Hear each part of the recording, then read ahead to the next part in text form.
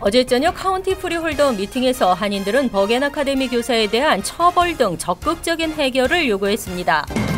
인종차별을 경험한 아시아계 이민자가 25%를 넘는 것으로 나타났습니다. 다카 수혜자들의 합법 체류를 연장해주는 대신 합법 이민자 규모를 절반으로 줄이는 이민개혁 방안이 추진되고 있습니다. 현재 오바마 케어 가입은 순조로운 진행을 보이고 있지만 지난해에 비해서는 크게 줄어들 것으로 전망됐습니다.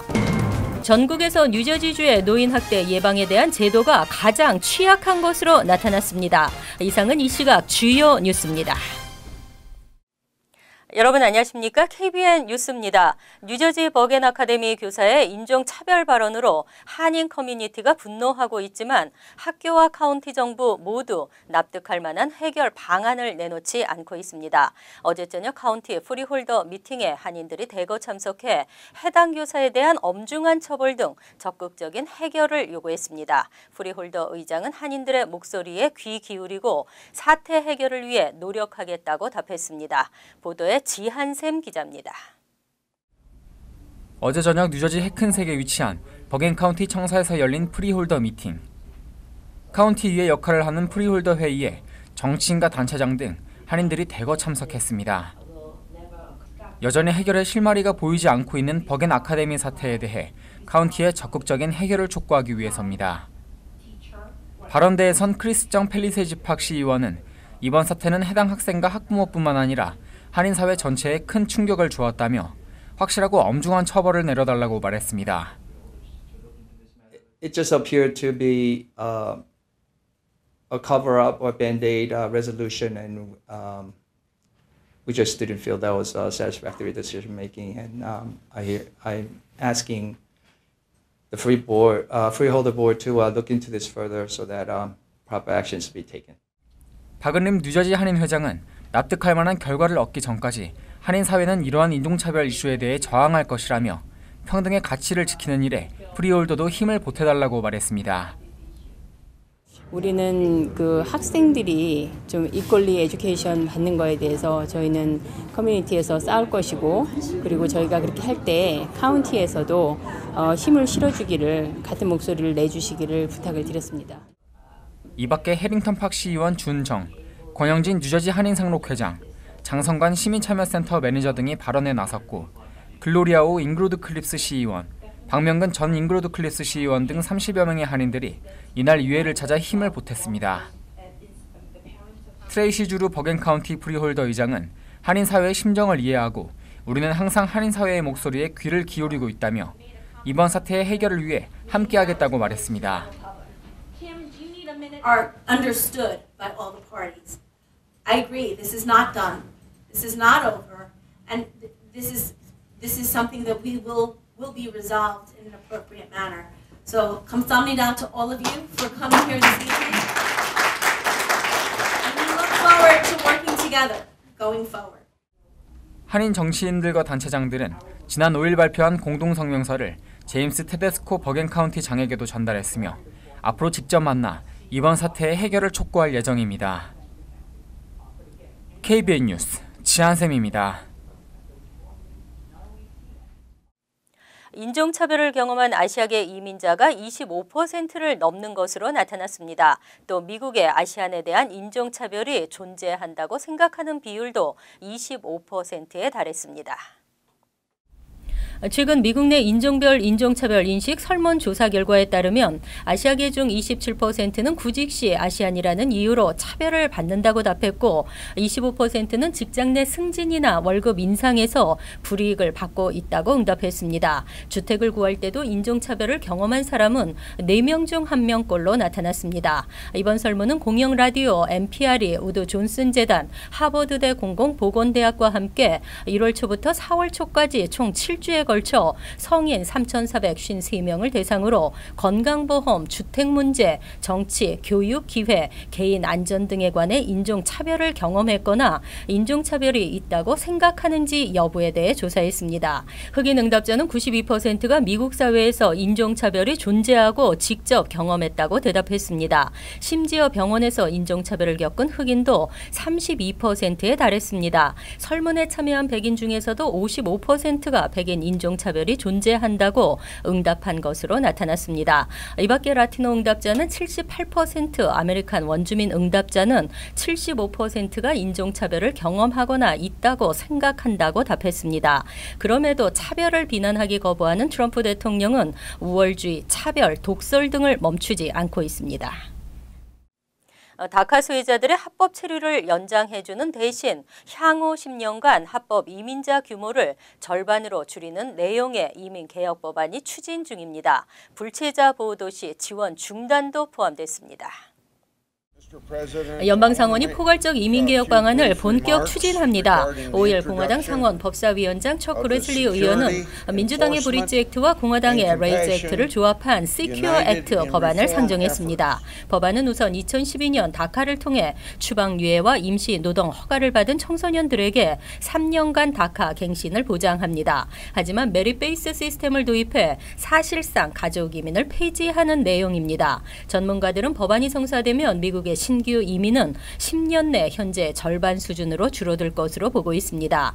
이외에도 국경 안전을 위한 이민 단속 강화, 불체자 보호 도시에 대한 지원금 중단, E-Verify의 의무화 등을 포함했습니다. 존 코닌, 탐 틸스, 제임스 랭크포드 등 공화당 의원들이 찬성하고 트럼프 대통령도 지지 의사를 밝혔습니다. 그레슬리 위원장은 양당의 의견을 모두 충족시키는 법안이라고 밝혔지만 민주당 의원들은 벌써부터 반발하고 있습니다. 민주당 딕 더빈 의원은 다카 폐지 후 발생하는 문제를 근본적으로 해결하는 것이 아니라 잠시 묻어두는 것에 불과하다고 지적했습니다. 한편 7일 트럼프 대통령과 양당 지도부는 회동에서 2018 회계년도 예산안과 다카 수혜자 구제 법안 등을 논의할 계획입니다. 현재 오바마 케어 가입은 순조로운 진행을 보이고 있습니다. 하지만 지난해에 비해 가입자 수가 크게 줄어들 것으로 전망됐습니다.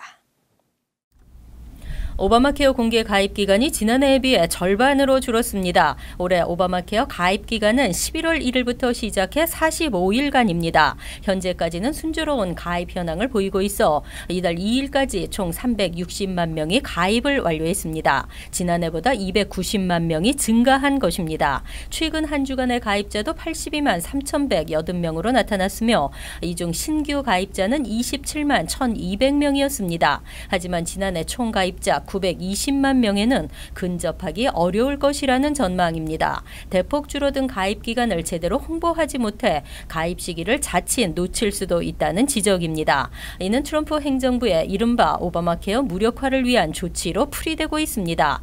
오바마 케어 가입자 유치를 위한 홍보비는 전년 대비 90%나 삭감됐습니다. 또 지난 10월엔 저소득층의 환자 코페이와 디덕터블 지원도 전격 중단됐습니다. 특히 연방 상원을 통과한 세제 개혁 법안에는 건보 의무 가입 조항 폐지가 포함됐습니다. 이로 인해 오바마 케어 존립 자체가 흔들릴 수 있습니다. 2027년까지 건강보험을 잃게 되는 사람의 수는 1,300만 명에 달할 것으로 추정됐습니다. 전국에서 뉴저지주가 노인 학대 예방에 대한 제도가 가장 취약한 것으로 나타났습니다. 고령화 시대 문제점을 해결하기 위해 주정부의 역할이 강조됐습니다. 경제 및 정책 조사 기관인 월렛 허브는 최근 노인 학대 예방에 대한 제도, 지원책, 시설 등 11가지 항목을 바탕으로 조사를 실시했습니다. 결과 뉴저지주는 전국 50개 주와 워싱턴 DC 가운데 49위로 나타났습니다. 전국 꼴찌는 캘리포니아주였지만 꼴찌를 면했다고 볼 수 없는 결과였습니다. 뉴저지주는 노인 학대 발생의 심각성 부문이 48위, 노인 보호 부문도 48위로 나타났으며 노인 지원은 38위였지만 이 역시 최하 수준을 면치 못했습니다. 뉴욕주의 노인학대 예방 정책은 21위를 기록해 중간 수준에 머물렀습니다. 다만 뉴저지주는 노인학대 발생의 심각성에서 7위로 비교적 양호한 점수를 받았습니다. 노인학대 예방 정책이 가장 뛰어난 주는 네바다주였고 이어 워싱턴 DC, 애리조나, 매사추세츠, 아이오와 등의 순이었습니다. 최근 노인 인구는 급증하고 있습니다. 하지만 고령자 비율이 늘면서 수많은 제도적 문제와 현실적 문제가 발생하고 있습니다. 특히 노인들에 대한 신체적, 정신적 학대가 심각해지고 있는 것으로 나타났습니다. 보고서는 고령화 시대 사회, 경제적 문제를 해결하려면 주정부의 지원이 뒷받침되어야 한다고 강조했습니다. 뉴욕주 최저임금이 이달 말 또 인상됩니다. 뉴저지주도 필 머피 주지사 당선으로 큰 폭의 인상이 기대되고 있습니다.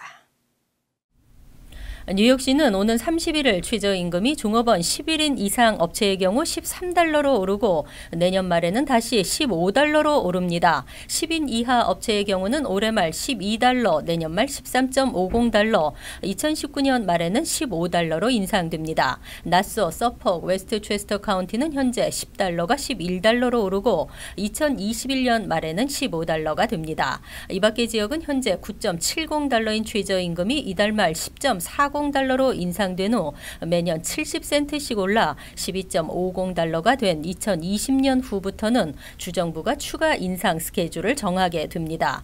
뉴욕시 패스트푸드 업체 근로자는 현재 12달러에서 이달 말 13.50달러로 오른 후 내년 말 15달러로 인상됩니다. 다른 업종보다 빠른 속도로 인상되고 있습니다. 뉴저지주 최저임금은 현행 8.44달러입니다. 하지만 8.60달러로 불과 16센트 인상됩니다. 하지만 필 머피 주지사 당선자는 현재 최저임금으로 뉴저지에서 생활하기가 어렵다며 재분배 필요성을 강조한 바 있습니다. 최저임금을 시간당 15달러로 올리겠다고 공약했고 주 상하원도 민주당이 장악하고 있어 단계적으로 큰 폭의 인상 조치가 이루어질 것으로 전망됐습니다. 새해부터 뉴저지주 판매세가 6.625%로 인하됩니다. 상속세는 완전 폐지됩니다. 지난해 주의회는 교통시설 개선 기금 마련 패키지 법안을 통과시키고 휘발유세 23센트를 올리는 대신 2018년까지 판매세는 단계적으로 낮추고 상속세도 폐지하도록 했습니다. 이에 따라 올 초에 판매세는 기존 7.0%에서 6.875%로 인하했으며 상속세 면제 한도액은 200만 달러로 상향 조정된 바 있습니다. 새해부터는 판매세가 6.625%로 인하되고 상속세는 완전 폐지됩니다. 판매세는 최종 판매자가 일정 비율을 소비자에게 부과해 주정부에게 납부하는 것으로 연방정부가 아닌 주정부에서 주관합니다. 앞으로 뉴저지주 내 식당과 소매점 등은 계산 등록대의 세금 입력 시스템을 변경해야 할 것으로 보입니다. 만약 소비자가 더 많은 판매세를 지불했을 경우 이를 알리고 차액을 환불받을 수 있습니다. 뉴저지주에서는 식료품과 의류, 신발, 처방, 의약품 등에는 판매세를 부과하고 있지 않으며 서비스 등에도 판매세는 없습니다. 하지만 액세서리와 판매세가 적용되는 물건, 운송료에는 판매세가 적용됩니다. 전국에서 판매세가 가장 높은 주는 9.46%를 부과하는 테네시주이고 판매세율이 가장 낮은 주는 알래스카로 1.78%를 부과하고 있습니다. 라가디아 공항 6개 항공사의 터미널 위치가 이번 주말부터 변경됩니다. 대대적인 공항 시설 재건 프로젝트가 진행되는데요. 5년 후에는 최악의 공항 5명을 벗을 수 있을 것으로 기대됩니다. 이번 주말부터 젯블루가 사용하던 터미널 B는 터미널 A로 바뀝니다. 알래스카 항공도 주말 이후부터는 터미널 B를 사용할 수 없습니다. 아메리칸 항공은 터미널 C에서 터미널 B로, 델타 항공 근거리 정기 항공편인 델타 셔틀은 터미널 AC에서 C로 통합됩니다. 프론티어 항공은 출발은 터미널 C, 도착은 터미널 D를 이용하게 되며 스피릿 항공도 출발은 터미널 C, 도착은 터미널 D로 나눠지게 됩니다. 젯블루는 재건 공사가 완료되면 기존 터미널 위치로 복귀할 예정입니다. 다만 타 항공사들의 향후 터미널 위치에 대한 계획은 아직 밝혀지지 않았습니다. 라가디아 공항은 뉴욕시에서 가장 붐비는 공항 중 하나지만 그동안 최악의 공항으로 꼽혔습니다. 활주로도 짧아 위험하다는 지적도 이어졌습니다. 새롭게 건설되는 공항은 지금보다 2배로 공간을 늘려 새롭고 편리하게 디자인했습니다. 2019년부터는 일부 사용이 가능합니다. 뉴욕시립대 정시 졸업률이 55%에 불과한 것으로 조사됐습니다. 대책 마련이 시급한 것으로 나타났습니다. 공공정책연구기관 도시미래센터가 최근 발표한 보고서에 따르면 4년제 뉴욕 시립대 6년 내 졸업률은 55%로 저조하게 나타났습니다. 2년제 대학의 3년 내 졸업률은 이보다 더한 22%에 불과했습니다. 하지만 이 수치는 10년 전에 비해 다소 높아진 것입니다. 보고서는 졸업률을 높이기 위한 대책이 필요하다고 지적했습니다. 이처럼 시립대 학생들의 졸업률이 낮은 것은 학생들의 재정 문제가 가장 큰 이유로 나타났습니다. 보고서에 따르면 커뮤니티 칼리지 재학생의 71%가 연소득 3만 달러 미만 저소득 가정 출신으로 이들의 절반 이상은 학비와 생계 유지를 위해 일을 하고 있는 것으로 나타났습니다. 결국 일과 학업을 병행하다 학업을 포기하는 것으로 분석됐습니다. 또한 학자금 보조를 예비 과정에서 소진하고 정작 정규 과정에서는 학비가 모자라는 경우도 발생하고 있습니다. 도시미래센터 측은 교재비와 교통비 등 지원을 확대할 것과 졸업 시기를 앞당길 수 있는 프로그램 마련을 당국에 촉구했습니다.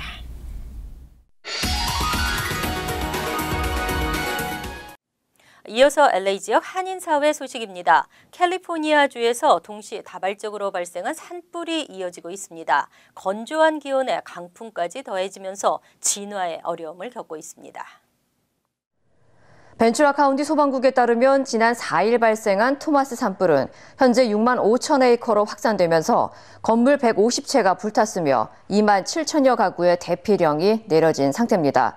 또 한인들이 많이 거주하는 발렌시아 지역과 실마 지역에서 발생한 라이 산불과 크릭 산불도 바람의 영향으로 각각 7천 에이커와 1만 4천 에이커로 확산되지만 진화율은 5%에 그치고 있습니다. 특히 오늘 오전 4시쯤 LA 게티센터 인근에서 발생한 스커블 산불로 지금까지 475에이커가 전소된 것으로 나타났으며 게티센터와 게티빌라는 소장품 보호를 위해 내일까지 운영을 하지 않는 것으로 알려졌습니다. 한편 현재 산불 발생 인근 지역 프리웨이와 도심은 연기와 재로 뒤덮이면서 당국은 주민들에게 외출을 삼가하고 외출 시 마스크를 착용할 것을 당부했습니다. 한편 남캘리포니아 전역이 비상입니다. 산불 발생 지역 인근 학교 수백여 곳에서는 휴교령이 내려졌습니다. LA 통합교육원은 교직원과 학생들이 산불로 인한 연기와 재해에 노출돼 건강상 피해가 우려된다며 오늘 지역 내 265곳의 학교에 오는 8일까지 임시 휴교 조치를 내렸습니다. 이와 함께 오늘 새벽 4시쯤 LA 게티센터 인근에서 발생한 스컬볼 산불이 급속도로 확산되자 산타모니카 말리부 통합교육군의 학교 일부도 오늘 하루 휴교에 들어갔습니다. 특히 UCLA에서 불과 3마일 떨어진 곳에서 발생한 스컬볼 산불의 영향으로 UCLA의 오후 수업이 전면 휴강됐으며 오늘 밤 예정된 UCLA와 몬타나 대학 남자 농구팀 홈 경기도 취소됐습니다. 한편 캘리포니아주에 동시다발적으로 발생한 산불이 강풍과 건조한 날씨의 영향으로 진화 작업에 속도를 내지 못하면서 임시 휴교는 더 연장될 것으로 전망됩니다. 간추린 소식입니다. 오늘 오전 뉴멕시코주 북부 아즈텍 고등학교에서 총격 사건이 발생해 학생 2명이 사망하고 10여 명이 부상을 당했습니다. 경찰은 학생들을 건물 밖으로 대피시키고 학교를 폐쇄했습니다. 총격범도 현장에서 사망했지만 경찰의 총격에 의한 것인지는 알려지지 않고 있습니다. 연방질병통제예방센터는 독감 시즌을 맞아 올해 벌써 전국적으로 작년보다 2배나 많은 7,000명 이상의 독감 환자가 발생했다고 발표하고 독감주의보를 발령했습니다. 뉴욕시 경우 현재까지 독감이 기승을 부리고 있지 않지만 점차 독감 환자가 늘어날 것으로 우려되고 있습니다. 질병통제예방센터는 독감 예방접종을 받을 것을 당부했습니다. 독감 시즌은 12월부터 2월까지 이어집니다. 올해 말로 한 차례 더 연기된 온라인 보석금 납부제에 기술적 문제가 생기면서 또다시 내년 4월로 연기됐습니다. 뉴욕시는 보석금 납부 과정이 어렵고 번거롭기 때문에 재소자가 증가하고 있다는 주장에 따라 온라인 시스템 개정을 실시하려 하고 있습니다. 구치소 개혁위에 따르면 수감자 10명 중 1명은 보석금을 내지 못해 구치소에 수감돼 있습니다. 뉴욕시는 온라인 안경 판매 업체 와비 파커와 협력해 무료 시력 검사와 안경 제공 프로그램을 227개 학교로 늘린다는 계획입니다. 현재는 130개 학교에서 무료 시력 검사와 안경을 제공하고 있으며 2015년 이후 9만 4천 명이 무료 시력 검사를 받았고 2만 개의 안경이 무상으로 제공됐습니다. 뉴욕시는 연간 300만 달러를 투입해 11만 8천 명의 학생에게 무료 시력 검사와 안경을 제공할 계획입니다. 환율과 증권 소식입니다.